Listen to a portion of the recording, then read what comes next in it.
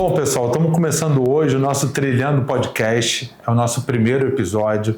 A ideia é que a gente consiga fazer alguns episódios, algumas temáticas, alguns convidados, várias formas diferentes da gente falar sobre vários temas também. Então, começando hoje, na nossa temática, vou seguir um roteirinho que a gente desenvolveu aqui, que a gente está olhando isso, tá?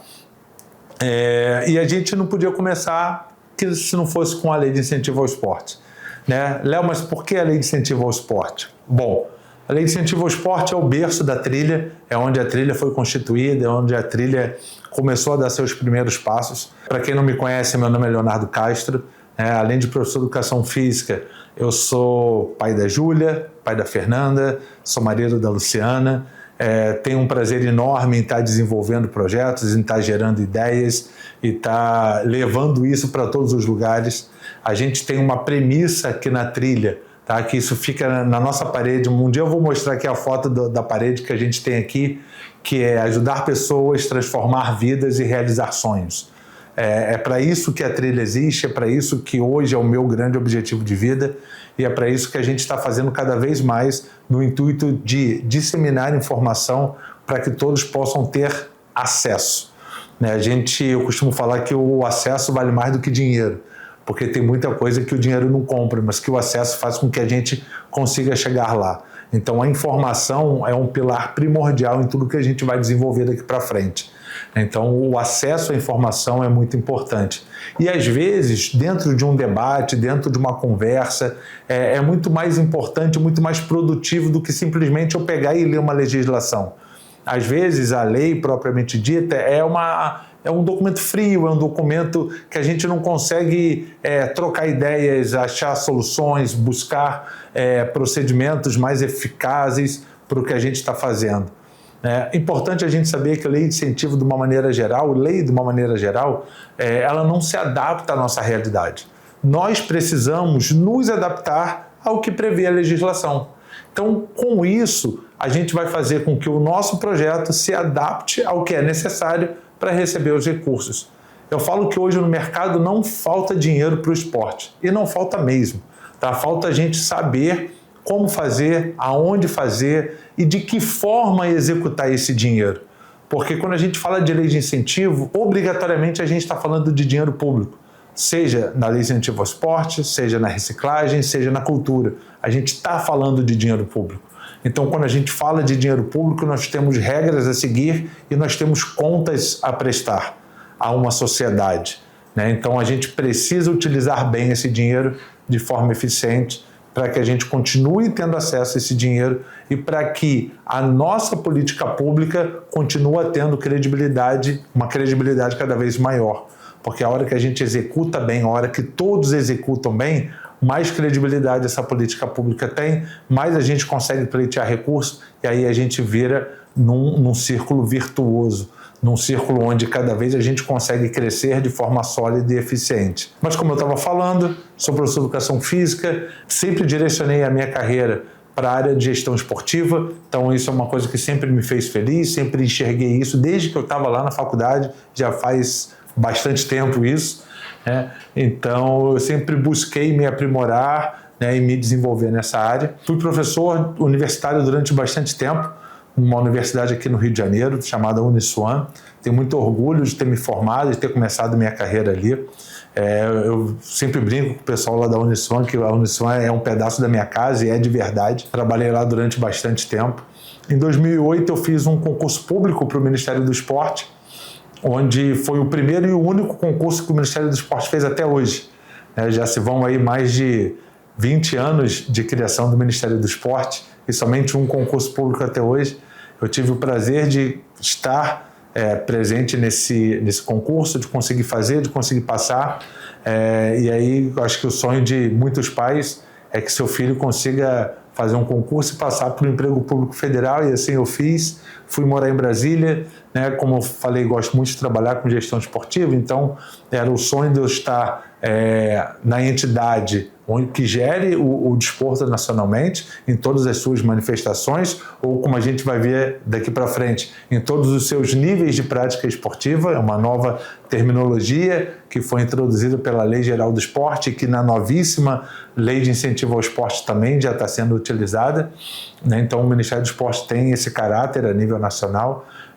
Não teria um lugar onde eu pudesse aprender mais sobre lei de incentivo do que dentro do próprio Ministério do Esporte. Então, por sorte ou por azar, eu acabei caindo no Departamento de Lei de Incentivo ao Esporte, que também tinha sido recém-criado, lei de incentivo muito nova no Ministério. Então, ali eu consegui me desenvolver, fiquei no Ministério durante quase 5 anos, trabalhando na análise de projetos. Então, foi uma escola hiper boa para mim, porque eu passei a ler projetos todos os dias. Então, eu passei quase 5 anos lendo projetos e entendendo a realidade de cada um, de modalidades onde eu conhecia pouco ou nem conhecia. Então, modalidades que a gente teve que buscar estudar um pouco ela, entender como ela se realizava para poder fazer as análises de forma correta dentro do Ministério. Em 2013, eu resolvi voltar para o Rio de Janeiro, porque minha esposa tinha acabado de ficar grávida da nossa primeira filha, da Júlia, e a gente não tinha uma rede de apoio muito grande em Brasília, então por isso nossa vontade de voltar para o Rio. Na época meu pai também já estava doente, então eu queria estar um pouco mais perto dele, então eu acabei voltando para o Rio de Janeiro, e para voltar eu tive que pedir exoneração do meu cargo público no Ministério, coisa que muita gente me chamou de maluco. Meu pai foi um deles, que falou assim: não é possível que você vai abrir mão de um emprego público federal. Eu falei que eu achava que valeria a pena. E não me arrependo. Hoje já passado mais de 10 anos, arrependimento zero de ter feito isso, e de buscar uma outra coisa, né? O Ministério foi sensacional, continua sendo até hoje, mas eu queria buscar outras coisas, viver outras experiências, e como eu acredito muito que quando a gente faz a coisa certa, dificilmente vai dar errado no final, né? Quando eu voltei, 3 meses depois que eu estava no Rio de Janeiro, tinha retornado ao Rio de Janeiro, fazendo um pouquinho aqui, trabalhando um pouquinho ali, eu fui chamado para gerenciar toda a área de projetos incentivados e convênio do Clube de Regatas do Flamengo. Flamengo, que naquela época passava por uma reformulação administrativa e financeira muito grande. Então eu consegui ajudar a essa transformação. Quando nós chegamos no Flamengo, fui trabalhar no Flamengo a convite do então diretor de esportes olímpicos, Marcelo Vido, que hoje é diretor de operações do Comitê Olímpico do Brasil, que eu não conheci no dia da entrevista que eu fui fazer no Flamengo, e que hoje tenho o prazer de chamá-lo de amigo. Então a gente criou uma amizade muito grande, né? O Marcelo é uma pessoa espetacular no seu dia a dia, como profissional e como pessoa também.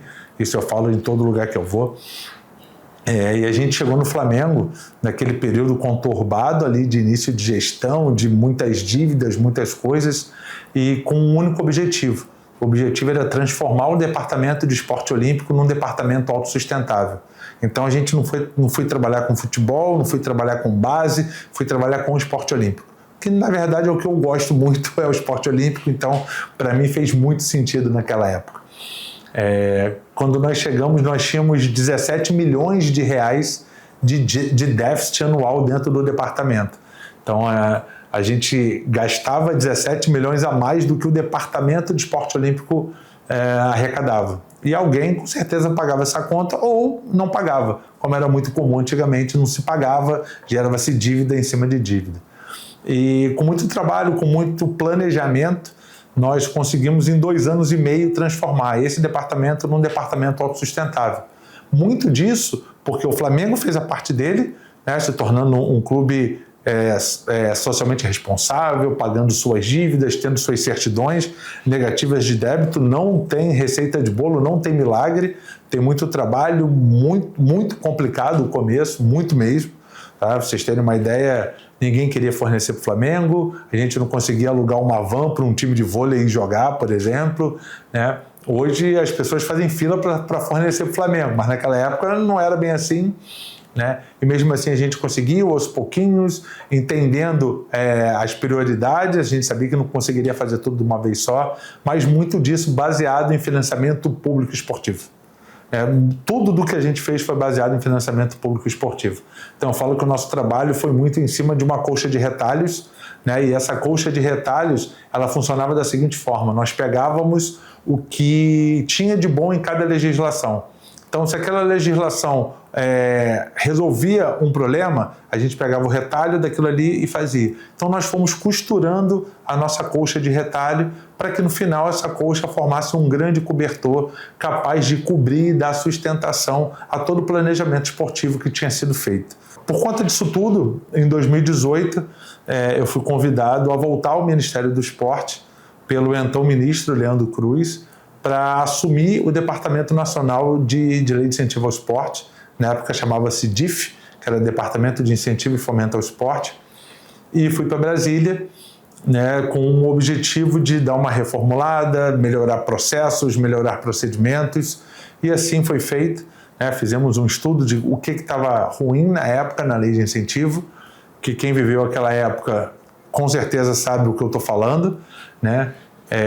Projetos que demoravam muito poucos projetos por reunião, valores baixos de captação. Então, aos poucos, a gente foi construindo uma nova realidade na Lei de Incentivo. Fiquei na Lei de Incentivo como diretor e depois como secretário nacional de Incentivo e Fomento ao Esporte, na antiga CENIF, durante até 2021, até o final de 2021, onde eu cheguei à conclusão e à certeza de tudo que eu tinha que entregar, eu já tinha entregue. Então, a gente tinha, na época, um processo muito bem formatado de admissibilidade, depois de análise técnica e orçamentária. Os processos, eles não levavam mais do que 30 dias para serem analisados. Então, a gente tinha uma premissa que, se você desse entrada num projeto, no mês seguinte ele tinha que estar sendo analisado, seja de admissibilidade ou seja de análise técnica orçamentária. Conseguimos fazer isso durante muito tempo, conseguimos botar em dia as prestações de contas que estava mais de uma década atrasada. Então, assim, são coisas que a gente acha que são coisas, muita gente pode achar que são coisas pequenas, mas são coisas que fizeram com que a credibilidade da Lei de Incentivo crescesse muito.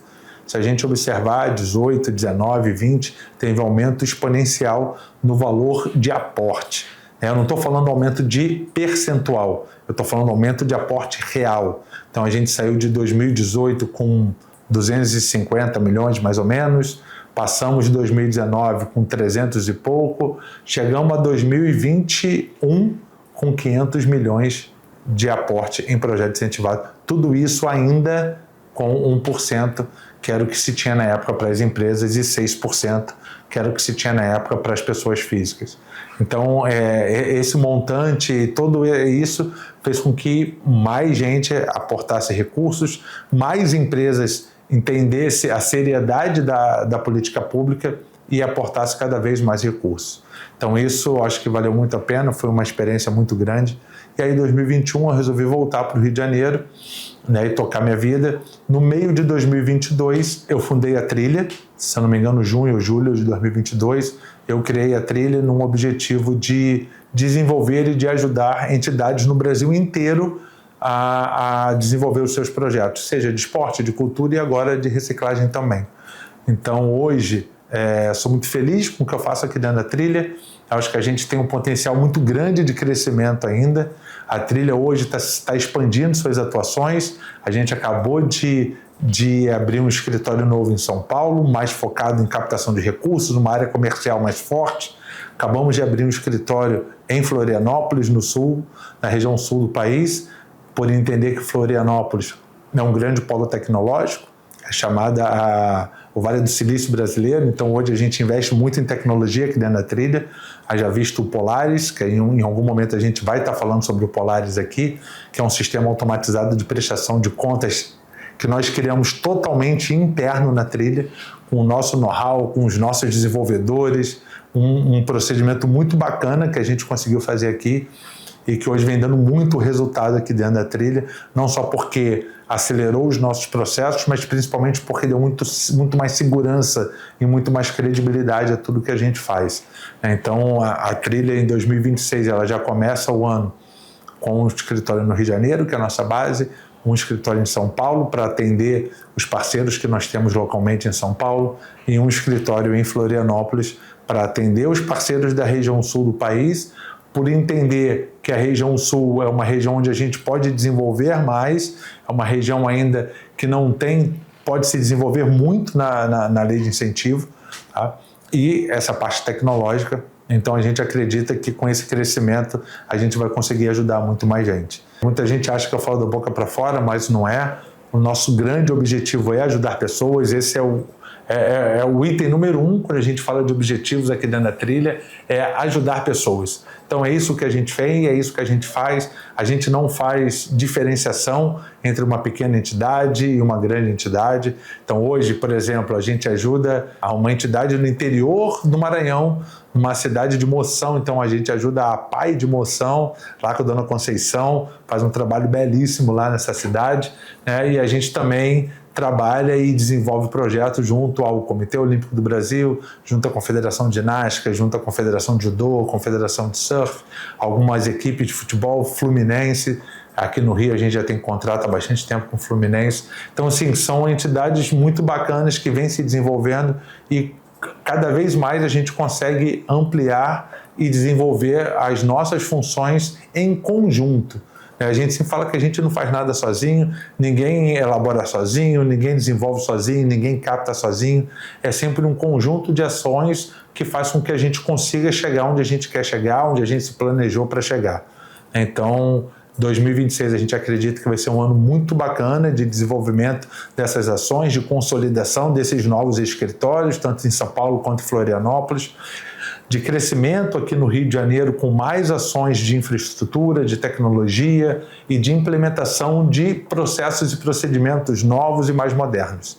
Então, esse é o primeiro ponto que eu queria mostrar aqui nesse nosso podcast e estruturar o que a gente vai fazer para frente. Tá bom? Pessoal, como nosso primeiro tema aqui do podcast, a gente vai falar sobre a Lei de Incentivo ao Esporte. Eu falo da Lei de Incentivo com muito orgulho, com muita vontade, muita tranquilidade também, porque a Lei de Incentivo ao Esporte ela é a principal ferramenta de financiamento esportivo no país.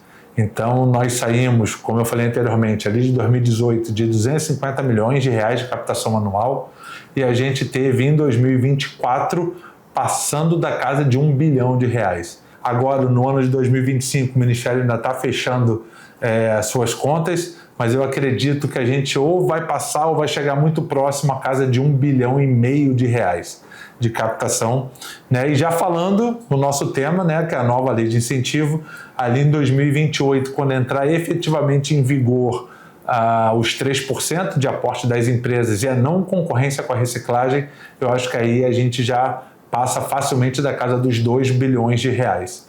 Né? Isso é muito bacana, isso é muito eficiente para o esporte. O esporte nunca teve isso, mas isso gera na gente uma responsabilidade muito grande. Já falamos dessa responsabilidade, mas eu vou tocar nesse assunto diversas vezes nesse nosso primeiro episódio. Tá? Então, a lei de incentivo, além de ser a melhor ferramenta, a maior ferramenta, eu sempre falo que ela é a ferramenta mais democrática de financiamento esportivo. E aí, por que ela é mais democrática? Primeiro, porque ela atende a todo tipo de esporte. Na lei de incentivo anterior, a gente falava de manifestações esportivas, agora a nova terminologia são níveis de prática esportiva, os NPEs. Então, a lei de incentivo ela atende a todos os níveis de prática esportiva. Tá? Então, seja do esporte para toda a vida, seja do esporte de excelência, então qualquer um pode pleitear projetos dentro da lei de incentivo. Então, podemos ter projetos de desenvolvimento de equipe esportiva, de desenvolvimento de treinamento de um atleta em busca de uma medalha olímpica, mas também podemos ter projetos de uma corrida de rua, onde todos participam, projetos educacionais desenvolvidos dentro de escolas, projetos de N naturezas e de qualquer modalidade. Esse é um outro ponto. A lei de incentivo ela não faz distinção de modalidade, seja ela formal ou não formal, olímpica, paralímpica, não olímpica. Então, não tem nenhum tipo de problema. Como eu já falei, o nosso país ele tem dimensões continentais. Então, às vezes, a especificidade local fala mais alto. Então, além disso, a gente pode ter projeto de pesquisa, projetos de capacitação, de produção literária. Isso tudo é permitido dentro da lei. Então, isso faz com que a lei ela seja muito democrática. né? Todas as necessidades podem ser ali, mas a gente não pode confundir. Necessidade não quer dizer que tudo que a gente faz, a gente vai depender única e exclusivamente da lei de incentivo. A lei de incentivo tem suas vedações, né? Então essas vedações são importantes. Em outro momento aqui a gente vai estar destrinchando decretos e portarias vigentes na lei de incentivo. E aí a gente vai entender o que efetivamente é vedado, o que não é, o que pode, o que não pode e o que pode, de que maneira pode ser feito. Então isso tudo a gente vai trazer aqui no nosso dia a dia. Mas olhando muito claramente para a lei de incentivo, nós tivemos uma vitória histórica no ano de 2025. Né, dia 26 de novembro, não vou me recordar, nós tivemos a sanção da nova lei de incentivo, que é a Lei Complementar 222. Né, então, ela revogou a antiga lei de incentivo, a Lei 11.438, ela foi revogada, essa Lei 11.438 lá de 2006, que deu início a tudo que a gente vive até hoje com relação a financiamento público esportivo. Então, essa lei ela foi revogada e, juntamente com ela, foi revogado o Decreto 6.180 de 2007 e a Portaria 424 de 2020. Então, esse arcabouço legislativo, ele não existe mais. Então, hoje nós temos uma nova lei, vamos ter um novo decreto e novas portarias que vão regulamentar essa lei. Tá? Olhando assim de fora, nós temos 3 grandes mudanças, né? Vamos dizer 4, tá? Mas a quarta já tinha sido uma mudança, foi só uma adaptação. Mas 3, no meu ponto de vista, foram essenciais. Primeiro, que para mim é a melhor delas todas, a que vale mais a pena de todo o esforço que foi feito, tá? É a perenidade da lei. Então, a partir de agora, a lei de incentivo ela não tem mais um prazo de existência. Então, ela acontece de forma perene. Então, a gente buscou isso durante muitos anos. E isso aconteceu agora. Então, o prazo hoje da lei é até 27. A partir de 27 entra essa nova legislação que torna a lei de incentivo perene. Então, vai aqui um agradecimento especial a todos os deputados, todos os senadores, Ministério do Esporte, né, que fez com que a lei de incentivo chegasse onde ela chegou. Foi uma ação conjunta de todos que fez com que a gente chegasse a esse resultado. Não foi fácil, eu tenho certeza que foi muito difícil, tenho certeza que muitos tiveram que brigar para que a gente pudesse chegar. E uma coisa que é muito legal é que o esporte ele une as pessoas. E mais uma vez isso aconteceu. Por quê? Porque tanto na Câmara dos Deputados como no Congresso, o texto da lei passou de forma unânime. Todo mundo votou a favor. Então o esporte ele é uma eterna pauta positiva. Ele une todas as partes e as vertentes que nós temos hoje dentro do país, que dificilmente teria uma união para qualquer outro assunto que não fosse do esporte. Então a perenidade da lei, para mim, é o ponto principal, o ponto pacífico nisso tudo. O segundo ponto é o aumento do percentual. Né? De 2022 para 2023, nós já tivemos esse aumento, um primeiro aumento, que a gente aumentou de 1% para 2%. E agora, né, a partir dessa nova lei, fez com que esse percentual aumentasse de 2% para 3%. E aí muita gente pergunta, Léo, mas já está valendo? A lei foi em novembro, em 2025 já podia aportar 3%, em 2026 já pode? Não, não pode, tá? Então vamos lá, a lei lá nas considerações finais, que muita gente não lê, ela deixa claro que o aumento do percentual de 2% para 3%, ele acontece efetivamente a partir do ano calendário 2028. Então só a partir de até 2027, 2%, a partir de 2028 as empresas podem destinar até 3% do seu imposto de renda devido. Então, sim, é um percentual muito relevante para o nosso meio e isso só foi possível porque nós geramos confiança, tanto de governantes quanto de empresas, na aplicação dos recursos, na boa aplicação desses recursos. E o terceiro ponto, que também é bastante importante, é a não concorrência mais com a lei da reciclagem. A lei da reciclagem que foi instituída e que a partir de 2025 efetivamente começou a entrar em execução e ela destinava 1% para projetos de reciclagem. E esse 1% ele concorria com os projetos de esporte. Então, a partir de 2028 também, essa concorrência ela deixa de existir. Então, hoje, se a gente for olhar um arcabouço legal, né, eu vou até pedir para o pessoal botar aqui no vídeo para vocês, a gente tinha uma mandala aqui na trilha que a gente falava que a empresa ela podia destinar até 10% do seu imposto de renda para projetos, tá? E a partir de 2028, esse percentual aumenta. Então, com o aumento de 2% para 3% e a não concorrência com a reciclagem, nós temos uma nova mandala. Essa nova mandala passa a ser de 12%. Então, a gente vai colocar aqui a diferença para que vocês possam visualizar o de 10%, que é o que está vigente hoje, né? E o de 12%, que é o que vai estar vigente a partir de 2028. Então, é legal que as empresas se organizem e criem suas estruturas, porque é um percentual muito considerável que pode ser destinado para projetos sociais, para projeto do Fundo de Idoso, do Fundo da Criança, para o PRONAS, para o PRONON, para a lei da reciclagem, para a lei da cultura. Então, são coisas que podem ajudar e agraciar muitas pessoas no desenvolvimento local das suas entidades e da sua população. Pessoal, na hora que a gente começa a falar de lei de incentivo, é importante a gente entender os caminhos que nós temos para acessar esses recursos. Falar que tem recursos, às vezes, é muito fácil, né? Tem, beleza, tá ali, é fácil. Não é fácil acessar esses recursos, mas não é impossível e muito menos difícil. Você consegue fazer esse acesso desde que você tenha organização e transparência. Esse é um ponto primordial para quem quer tratar não só com lei de incentivo ao esporte, mas com recurso público de uma maneira geral. Tá? Então, é muito importante você ter isso dentro da sua entidade. Primeiro, a grande maioria dos recursos, somente entidades do terceiro setor vão poder ter acesso. A cultura hoje ela permite que entidades com fins lucrativos também acessem, mas o grande escopo, o grande arcabouço que a gente tem hoje é voltado para as OSCs, para as organizações da sociedade civil. E isso é bem importante que elas estejam dentro da sua organização. Então a gente tem hoje mais ou menos, se a gente for olhar lá, mais ou menos 900 mil entidades da sociedade civil, né? Entidades voltadas para o terceiro setor. Então é um número muito relevante. Mas a grande maioria dessas entidades, elas não têm a organização nem a transparência suficiente. Se você for olhar, a grande parte delas é formada somente por uma ou duas pessoas. Não estou desmerecendo isso, muito pelo contrário.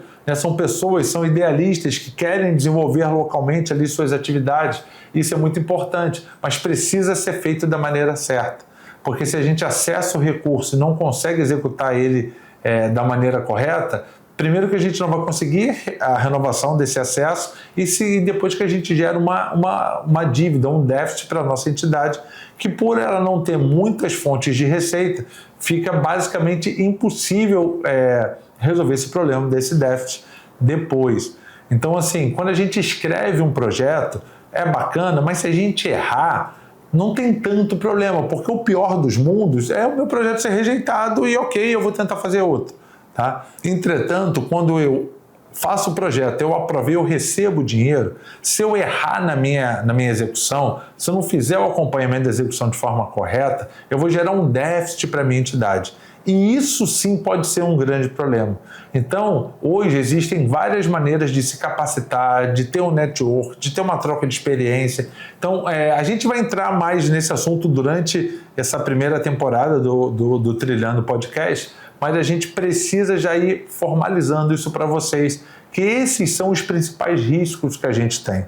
Então, tem que manter a documentação certinha. Muitas vezes as pessoas não acham mais, poxa, por que eu tenho que ter um contador? Eu não tenho projeto ainda, por que eu tenho que ter um contador? Qualquer entidade que seja ativa, ela precisa ter um contador. Ela tem obrigações legais a cumprir mensalmente. Então, são coisas que a gente precisa ir desmistificando para que a gente possa ter a estrutura necessária e estarmos prontos na hora que a oportunidade aparece. A pior coisa do mundo é a gente ter uma oportunidade e a gente não estar pronto para poder agarrar aquela oportunidade, para poder usar aquela oportunidade. Então a gente precisa primeiro estar pronto, e aí depois sim esperar que essa oportunidade aconteça. De uma forma geral, a cada ano que passa, falando de lei de incentivo ao esporte, a gente tem um aumento grande de empresas que aportam, tanto no valor de cada empresa, quanto na quantidade de empresas aportando anualmente, né?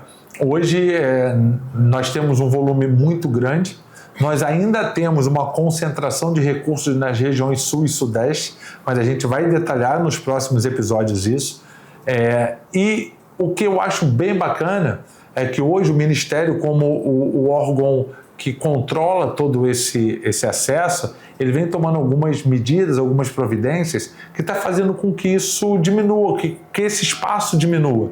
Né? A gente tem um estudo que a gente faz aqui interno, e assim, não é um estudo que a gente tem acesso não, tá, pessoal? Todos os dados que eu estou falando aqui, ele está no painel da transparência do Ministério. Basta a gente saber entrar lá e interpretar de forma adequada esses dados e fazer perguntas que realmente valem a pena serem feitas, tá? E aí eu vou deixar aqui embaixo também o link para que todos possam acessar esse painel da transparência lá do Ministério, que eu acho que é um dado muito importante para que a gente possa estudar e entender qual é a minha realidade e quais são as empresas que estão ali ao meu redor também. Então hoje nós temos a Câmara dos Deputados, ela faz uma premiação, uma comenda já há 4, 5 anos, né, que premia as 10 maiores empresas que aportam em projetos incentivados. Então historicamente a gente tem aí a Vale como a maior empresa nos últimos 4, 5 anos, nós temos a Shell, nós temos a Nubank, Toyota, Petrobras. Então assim, cara, muitas empresas bacanas, a B3, sabe? Então assim, tem volumes grandes, Santander, Itaú, mas nós temos muitas empresas regionais que também fazem esses aportes, que às vezes a gente pode pensar, poxa, como é que eu vou chegar numa Vale, como é que eu vou chegar numa Shell da vida? Mas às vezes tem uma empresa aqui do meu lado que também faz esse aporte, que também é uma empresa que debita imposto de renda em lucro real, porque não é qualquer empresa que pode aportar recursos, tem que ser empresa que debita imposto de renda em cima de lucro real.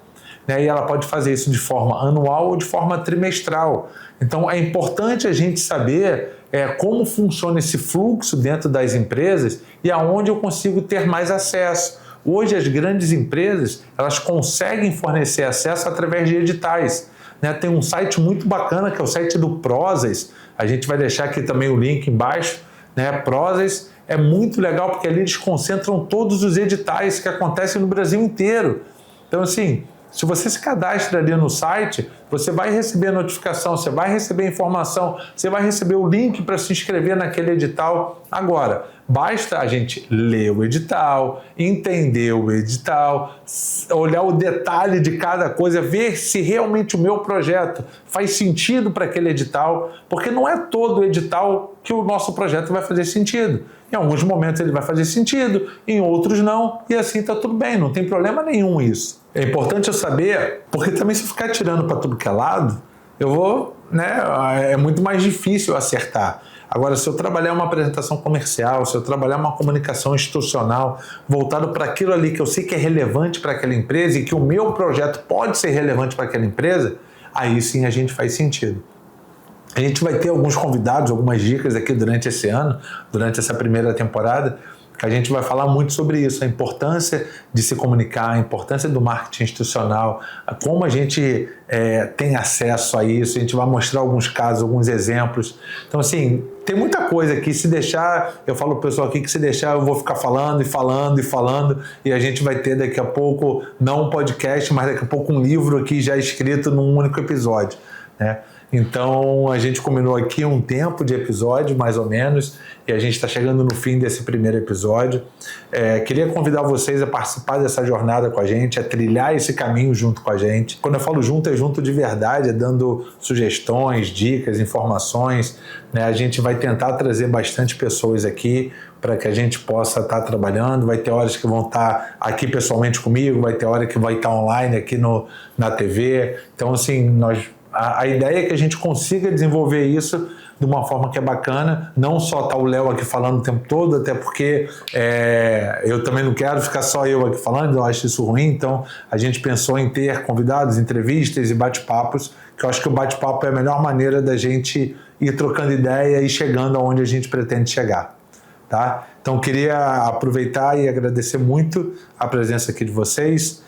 Espero contar com vocês no próximo episódio. Legal que vocês se inscrevam lá. Nosso @ é trilha.gestão. Se inscreve também lá no YouTube, ativem lá o sininho, que é importante para que a gente possa, para que vocês também possam ser informados disso. E espero que seja produtivo para todos, como está sendo aqui para a gente.